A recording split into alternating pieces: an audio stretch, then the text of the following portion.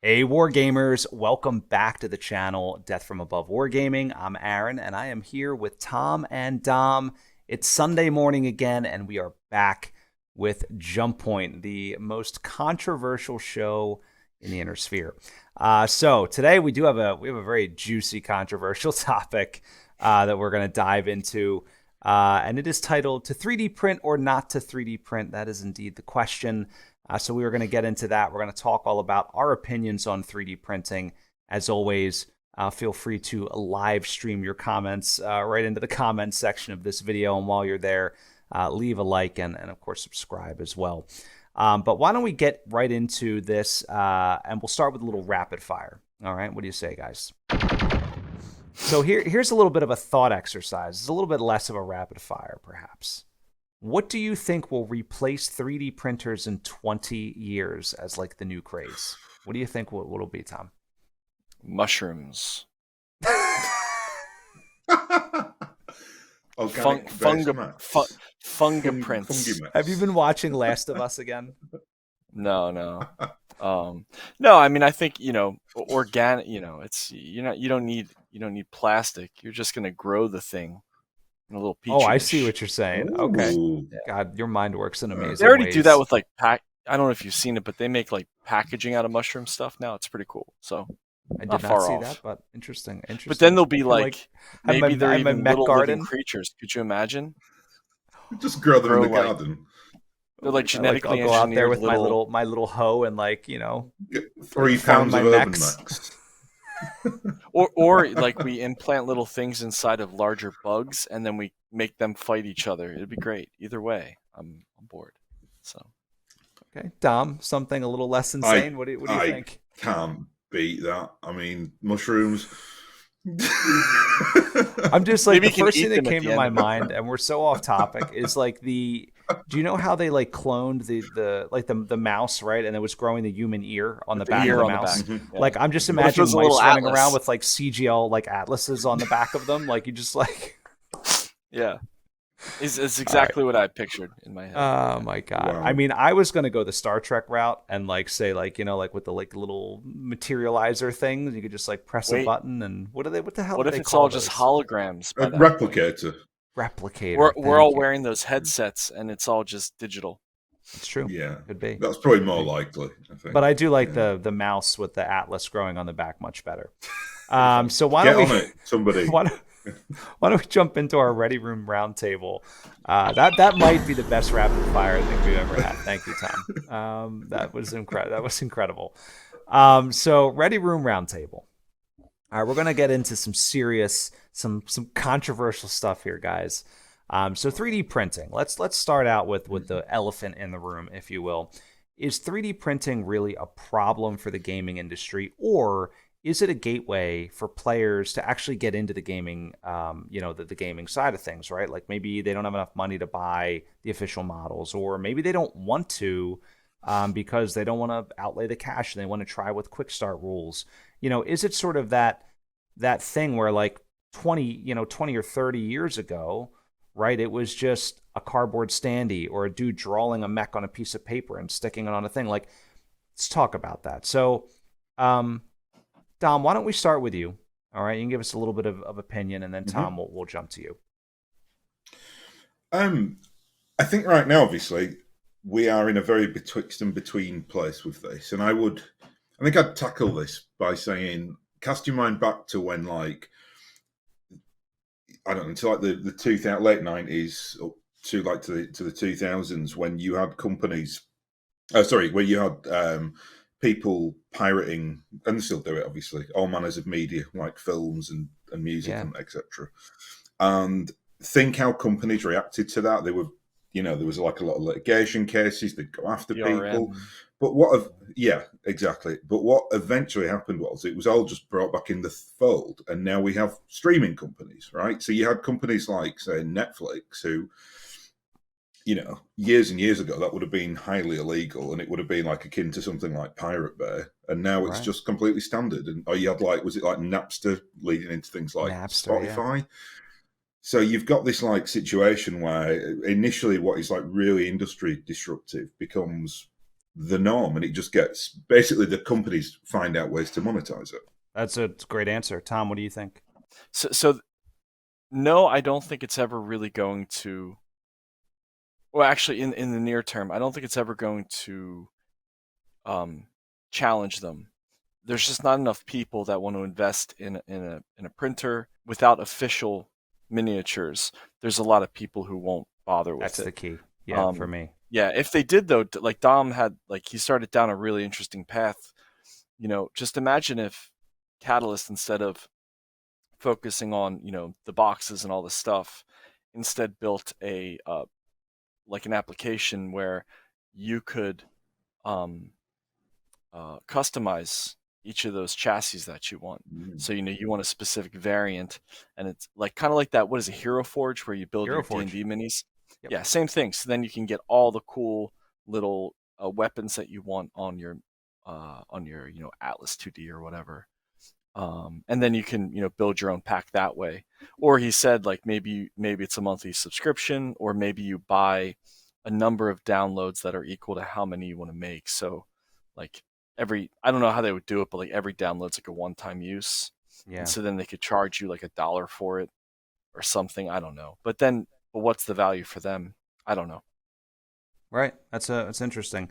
It's Yeah, I tough. mean it is tough, but I tend to agree with you. I actually think that the actual financial impact is way overblown. Now, I want to draw a distinction between also the BattleTech situation, which is a little bit unique because they are legitimately like legal, right, designs that were given out into the public by, whoever the hell that was, who was a Piranha or whoever handed out the Oh, 3D like the models. MWO stuff. Yeah. Yeah. I can't remember which company it was. Yeah. But anyway, the point is, like, they're allowed. People are allowed to use those and print them. I don't know the specifics around reselling them, but suspend that. Let me bring it back to, I think, like the first comment you made too. It's really no different when you say it in a way that made me really think about it. Like, people used to draw the mechs on paper. Mm-hmm. It's literally the same. It's just that we have access to these much better tools now. Right. They would be doing the same.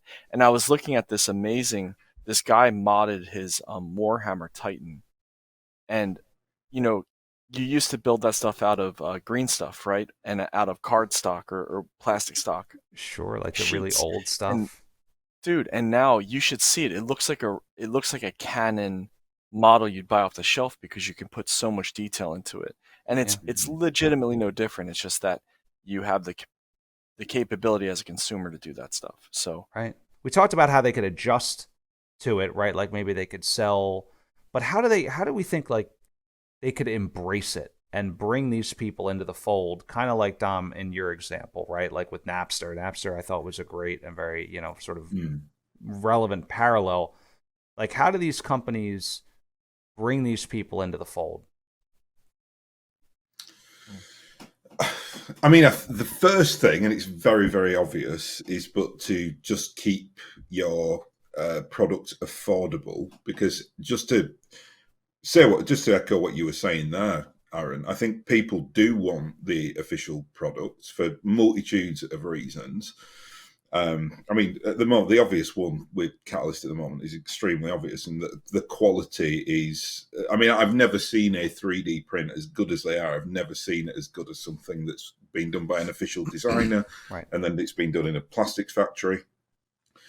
But I think if you make it so economically unviable that people go to the kind of unofficial sources, they will do that, or you might lose that like percentile who are kind of sat on the fence. I do want to get to you, Tom, but I'll jump in just because I want to pile on that point. Like, I think the way that you get around this as a company is you simply cannot be threatened by it. Like, you cannot flail Agreed. around and act like this is going to destroy your business model when it's a thing that you don't even really do, right? Yeah. And instead, double down on what you do really well and continue to innovate there and continue to get better. Like, I don't think you even have to recognize it. Like, for example, like they could design and produce mechs way faster and outstrip the MWO baseline extremely quickly if they really wanted to, right? And as far as Games Workshop goes, it's a little bit of a different animal. And yeah, there are people that are just flat out like ripping off Space Marines and things like that. And that's probably when you want to get the lawyers involved. Because it's just flat out, copy. I mean, they're just copying it, right? Just infringement. And that's not okay. Anyway, Tom, I do want to hear your opinion on this. What do you think about gaming companies embracing sort of that 3D printing model versus fighting against it?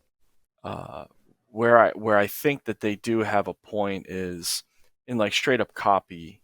Like if somebody's taking one of the new plastics and recreating it, like 3D scanning it and then making it, that's not cool. Right. And if they're infringing on like the naming and all of that, but proxies are proxies.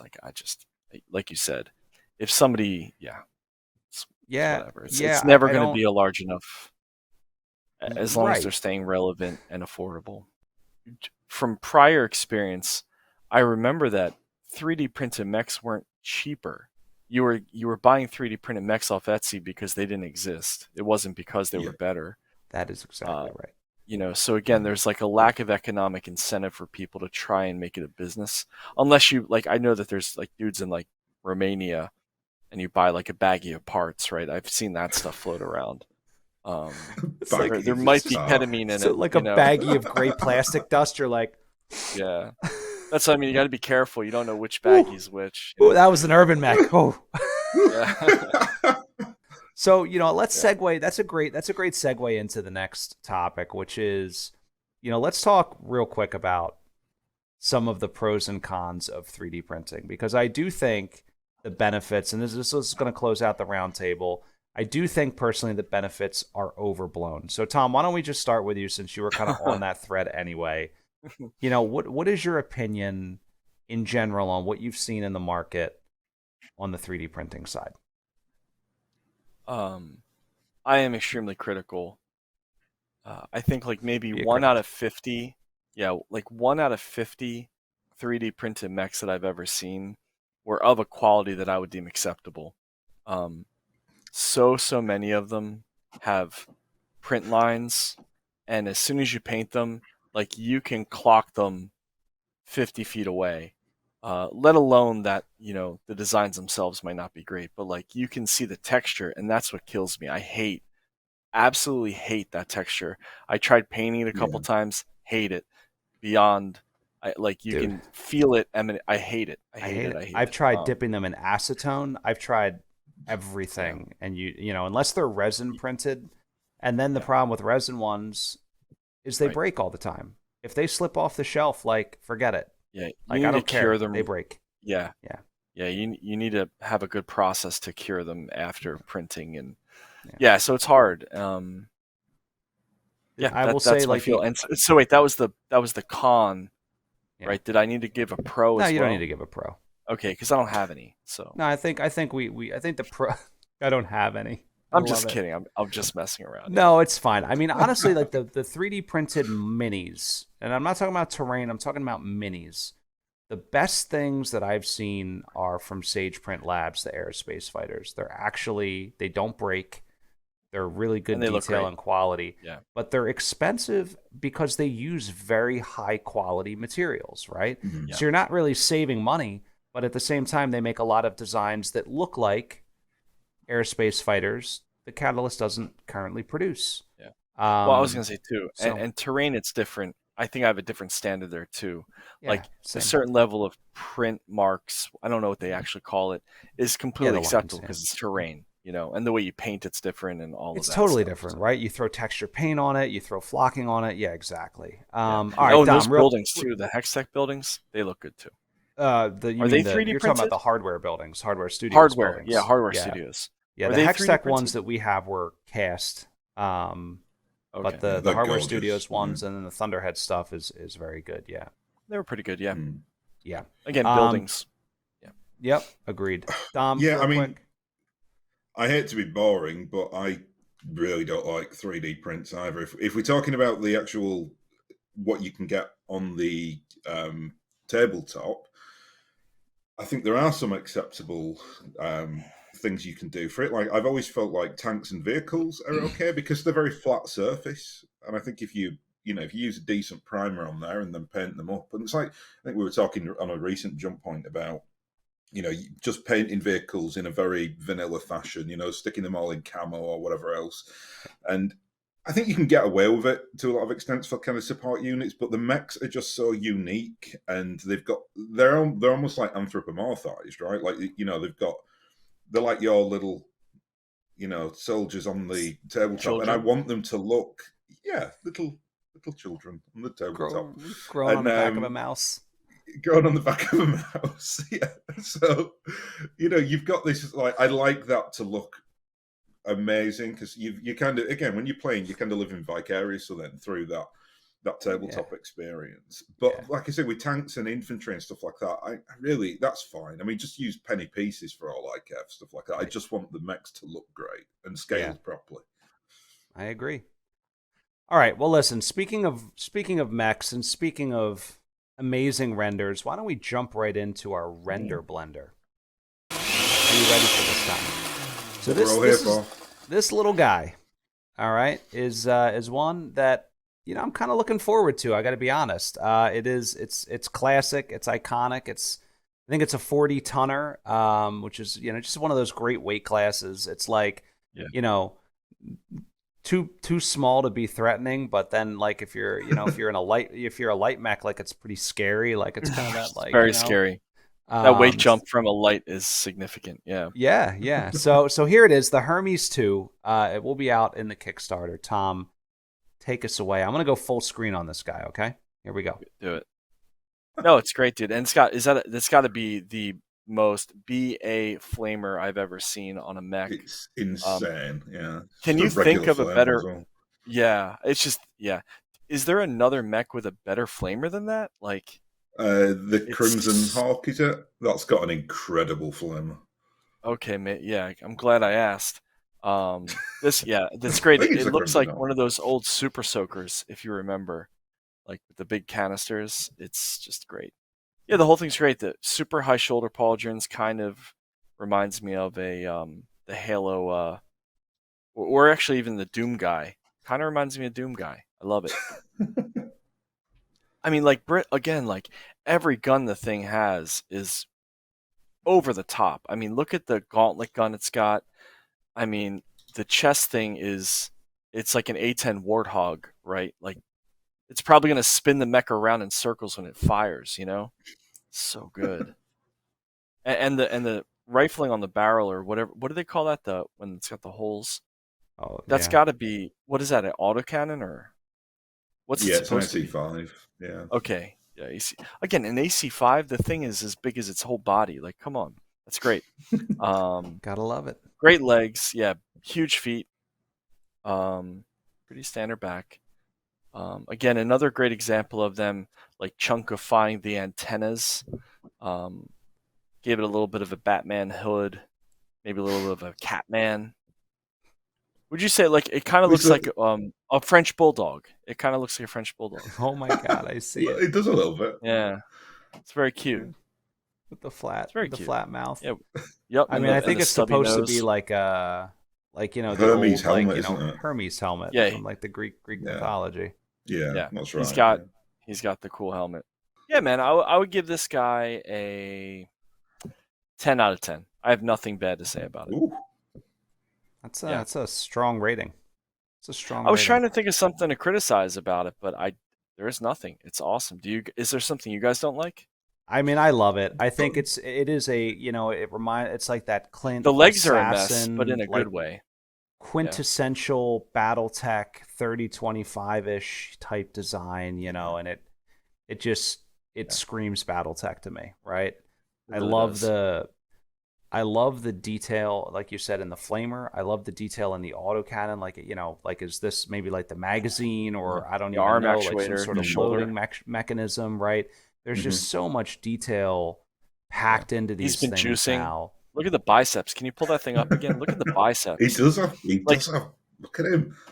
What do you think his stack is? Is he like? He's Is it all curling probably. HGH Yeah, or he's curling 65s, no doubt. And then it has these pins on its lower thigh, and it almost makes me think that like you can detach the legs like a pair of shoes or something. Like maybe the whole thing flies away and like leaves the legs behind. It's like an early version um, Omnimat, and its legs just fall off. yeah, they just drop off. They're like explosive pins, when it gets in a car accident, the legs just fall off. Oh wow, yeah. It's for service. If we're talking about criticisms, I have one slight criticism of this, and I'm not too keen on the pose. I think the pose needs to be a bit more dynamic for a mech called the Hermes that's quick in 3025 anyway. I just want it to look a little bit more. Yeah, in some angles it looks like better, something's but going on with it. Yeah, I think that is probably the weakest version of the pose. He looks very stiff, but man, could you imagine if they printed these articulated? Like you could move those feet around. That'd be so cool. And yeah, be very cool. Like the Maybe hips have one like day, kind of Tom. a ball Maybe one socket. day. Yeah, it'd be cool. When it's grown on the back of a mouse, you'll be able to You can do it you'll be like able to them. articulate them for sure. Yeah. But what happens? It's like toy soldiers or small soldiers when they take over my house and tie me up. Oh my god, it's like Gulliver's Travels except with mechs. This is a great episode. All right, well, we're gonna round out this episode with one of your other favorites, Tom, Trivia Tech. Oh, geez. Now this one, I made this one not as difficult as some of the others. All right. Okay. Good. All right. So I'm gonna ask the question. It's multiple choice. Tom, you can go first. Tom, you can go second. All right.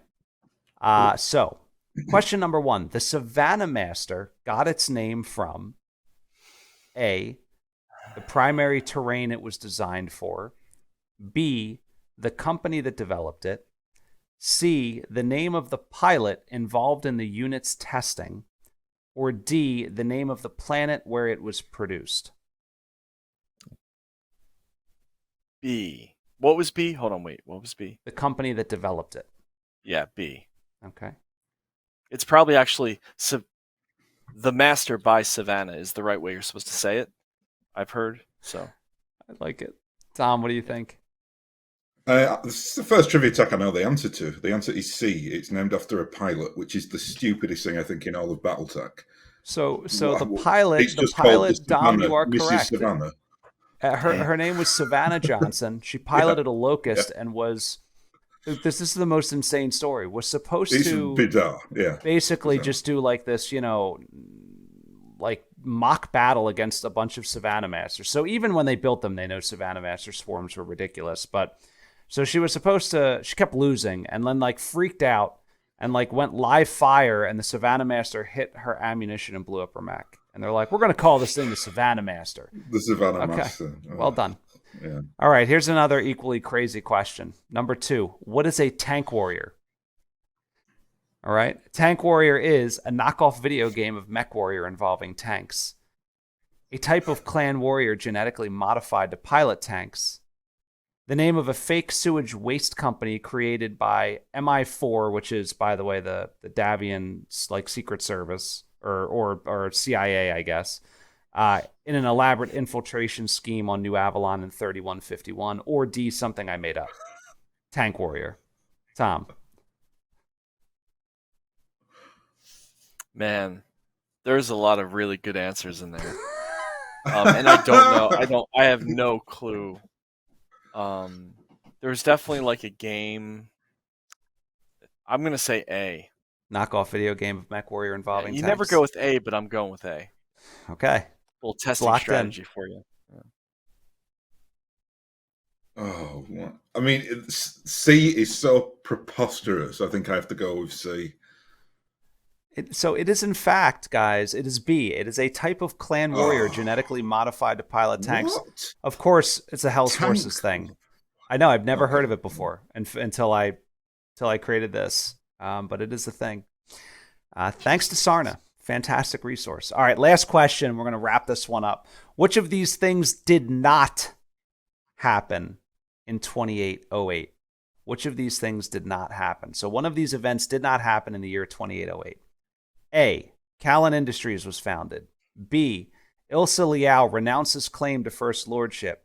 C. The Hermes II is introduced. D. The Mammoth-class dropship enters service. C. Okay.